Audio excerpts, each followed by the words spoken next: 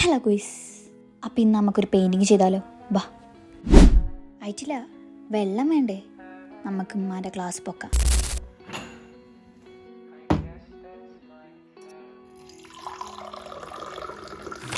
അപ്പോൾ നമുക്ക് തുടങ്ങാം.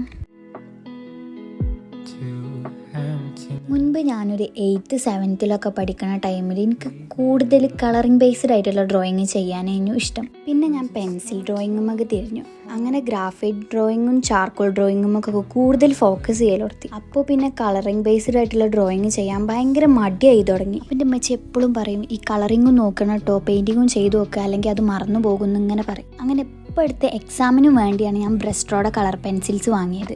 മുമ്പ് ഞാൻ എനിക്ക് കഴിയൂല എന്ന് പറഞ്ഞ് മാറ്റി വെച്ച 2 റെഫറൻസ് എനിക്ക് ഞാൻ വിചാരിച്ചതിലും കൂടുതൽ അടിപൊളിയായിട്ട് എനിക്ക് ചെയ്യാൻ പറ്റി.